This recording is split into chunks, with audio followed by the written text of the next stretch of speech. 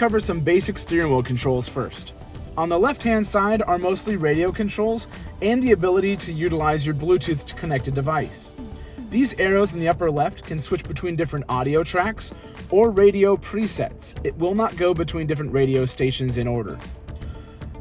The source button will toggle between AM, FM, satellite, Bluetooth, and any other connected audio sources. The I button here can be pressed when a yellow or red eye shows up in the middle screen. Press this and it will tell you what the light is on for. The up and down arrows here change what displays in the middle screen. Things like fuel economy, trip information, individual tire pressures, and other bits of information depending on the vehicle that you're driving. Below that, you can answer an incoming phone call with this button here, or you can hang up or dismiss the incoming call. The dismiss button also doubles as a mute button for your radio. This button here will activate voice assistance. If you click it, the Subaru built-in voice command system can be activated. You can ask it to do things like tune to 99.9 FM, set fan speed to 4, set temperature to 70. If you press and hold this voice command button, it will activate Apple CarPlay, Siri, or Android Auto's Google Assistant. So depending on what you want it to do, depends on how quickly or how long you press and hold this button for. Below that are simply volume controls, up and down. On the right-hand side of the steering wheel are mostly cruise controls. Depending on your model, there may be different buttons here. The upper right can be used to activate cruise. You'll know cruise is active when the middle screen changes and the white icon with the picture of a car with a speedometer shows up. It's also the same icon that's shown on the steering wheel. When cruise is on, you accelerate to the speed that you want to and click down on set here in the middle toggle. You can then increase and decrease that speed by clicking up and down on the plus and minus portion of this toggle. If your car has adaptive cruise control, you can use these arrows to increase and decrease the following distance between you and any slower moving traffic. For instance, let's say we have the cruise set at 65 miles per hour. If the car ahead is doing 62 miles an hour, instead of having to slow down, this car will automatically detect the slower moving car and hold a 1, 2, 3, or 4 second gap between you and the vehicle ahead. And again, you can adjust that distance by pressing up and down on these arrows here, which will show in the middle display by how many white bars are in front of the vehicle. In the lower right, you can activate steering assistance. Turning this on with cruise control will activate lane keep assist. Turning this on with cruise control will activate lane centering. White lines will show up on either side of the car in the middle display, and it will move the steering wheel left and right to keep you between those lines when it can identify them. If it simply says ready and there are no lines marked there, then it can't identify the lane markings. This is a 100% visually based system, so if it can't see the lane markings due to poor weather or just poor markings or different lighting conditions, this system may not work. It's not recommended to use this system around town. If equipped, below you'll have an SI drive. The S button will activate Sport mode. The yellow line there signifies a more aggressive throttle application. It'll help the car accelerate more quickly. The I button here will activate Intelligent mode, which will allow the car to accelerate more gradually, which is more fuel efficient. When the car is started, it is always in Intelligent mode. And to tell which mode you're in, next to the gear indicator where it says park or drive or reverse, there will be a small icon that'll either be an I to show that it's in Intelligent mode or Sport mode. On the back side of the steering wheel, on the left there's a minus sign that can be pulled towards you, and on the right there's a plus sign that can be pulled towards you. These can shift up or shift down gears. The plus sign will go up through the gears, and the minus sign will go down. These can be used in the manual mode that the shifter can be selected to, or these can be used on the fly while you're just in drive, and then after several seconds of inactivity, it will switch back to drive on its own. Headlight controls are very straightforward. There's a small dash here, that shows which selection you're on. Off, obviously your headlights are off. You will still have daytime running lights. One click up is what I recommend most. This is auto, where the light sensor will determine whether the lights need to be on or not. One more click up from there will be parking lights, which is essentially all of your interior and exterior lights with the exception of your headlights. And then just headlights on. If equipped, this ring switch can activate fog lights. The other icons above that show that this can be used for turn signals simply, and that if you can click forward to utilize high beams. Wiper controls on the right hand side are easy as well. This position is off. If you click up once from there, you'll notice it springs back. This will do one swipe of the wipers. From there, you can click down for intermittent,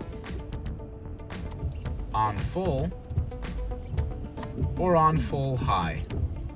If you're on intermittent, this ring switch can be used to increase and decrease the frequency of the wipers. On the end, you have your rear wiper. It's in the off position. The dashed lines are for intermittent, and the solid line is for on full. For washer fluid for the rear, you can pull this, you can twist this towards you.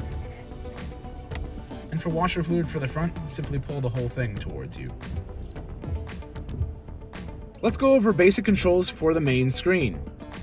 Your vehicle may have different options, but the basic operation will be the same. The top always shows your clock and outside temperature, and this top portion of the screen always remains, and you can use the arrows here to move them left and right for different bits of information. Depending on what your vehicle has depends on the kind of information supplied. Down below, you have climate controls, as well as some other helpful icons that we'll get to in a moment. Climate controls, you can increase and decrease the fan speed manually. You can press this white box here to open up more options. That gives you control over where the air is going, where the air is coming from, and other features. However, it's a lot easier just to set this system up in automatic. If you press auto in the upper left, whatever target temperature you give it, the system will change where the air is going, where the air is coming from, and your fan speed to get your cabin to that temperature. In this case, it's cool outside today, so it's giving me warm air to get me to 68. If I need it to be warmer, you can either increase and decrease the temperature from this slider here, or I prefer to use the physical buttons on either side of the screen. Now that I've moved it warmer, it's increased the fan speed to increase the temperature in here. If that's too warm, I can decrease the temperature, and it will now change where the air is going and the fan speed to accommodate that new temperature that it has to work for. Above your climate controls are these handy icons. These are essentially shortcuts to get you to places a lot faster, and these, like the top portion of the screen, always remain. The home button gets you to this main screen where you can select from different icons. To the left, you can turn on and off the automatic start-stop system. This system will always come on when the vehicle is started, but you have the option to turn it off at any time. This icon over here is essentially shortcuts for vehicle settings that are more commonly used. Vehicle controls, driving assistance covers all of our safety systems, and more settings. To get back out of this screen, simply go back to the home button. You can access more settings from the main icon here in the middle section, but we won't be covering that today as there's just too much to go over. The devices icon over here can help you select between different iPhones or Android devices or other Bluetooth devices that are connected. You can add and delete devices from here. To add a Bluetooth device, it will walk you through the different steps needed in order to perform that. Simply follow the instructions as you go, and you'll get paired up. It's important to note if you're connecting an iPhone with Apple CarPlay or an Android device with Android Auto, you'll also need to approve things on your phone in order for those systems to pair up. Sometimes it can take upwards of 10 to 15 seconds for the device to be able to connect Apple CarPlay or Android Auto from the initial pairing, so be patient with that. The far right can set up driver profiles. The default is how the radio works on a normal basis. But if you have your own specific settings that you'd like it to save, you can create a driver profile and have it tied to a certain Bluetooth device.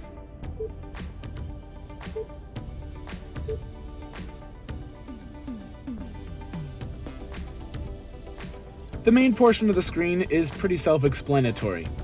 For AM, FM, and satellite radio, come to the radio icon and you can change stations, change your sources up here. You can also press and hold down here to set any stations.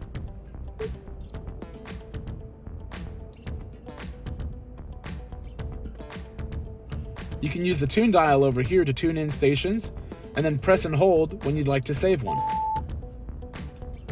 As I mentioned before with the steering wheel controls, once your radio stations are set, instead of having to select them from the screen here, you can use the arrows on the steering wheel without having to touch the screen to move between those different stations.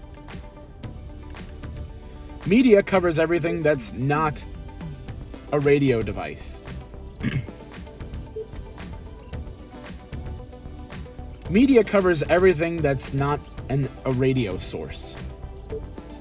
Any Bluetooth audio, a USB drive full of music, plugged-in iPods and iPhones, auxiliary ports, anything that's not AM, FM, or satellite can be found through here. Or more commonly, if you have an Android or Apple device that's connected with CarPlay, in the middle section down here, you'll see an Android Auto logo or an Apple CarPlay logo lit up that will allow you to access your music directly through your phone. This is the preferred way to listen to music through your phone, although you still can use Bluetooth audio to just stream that music through. It's important to note that you'll have more control over what the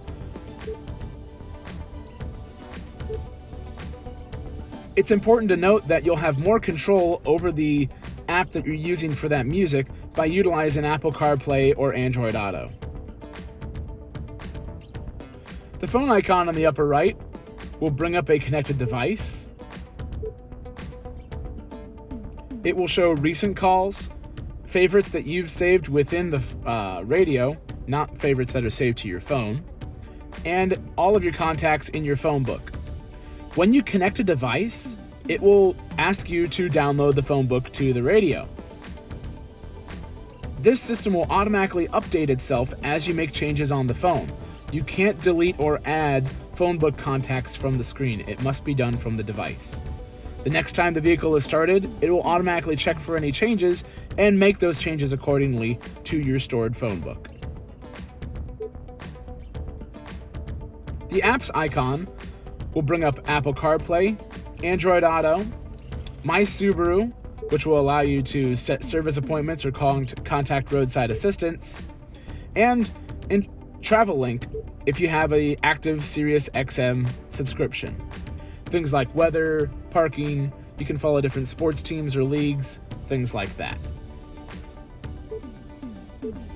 The other icon on here that says Subaru Starlink that's grayed out, as well as the Subaru Starlink that may be on your main screen, represents a system that isn't connected. It doesn't represent your Starlink safety and security, which is commonly confused.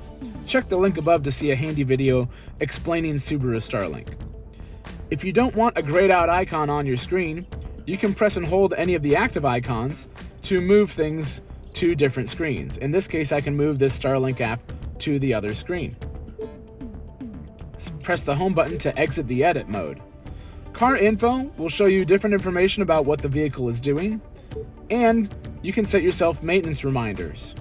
Other icons are getting more in-depth than we need to go on this basic overview, so for additional information, consult your owner's manual or schedule an appointment with your Love Encore delivery specialist at Baxter Subaru.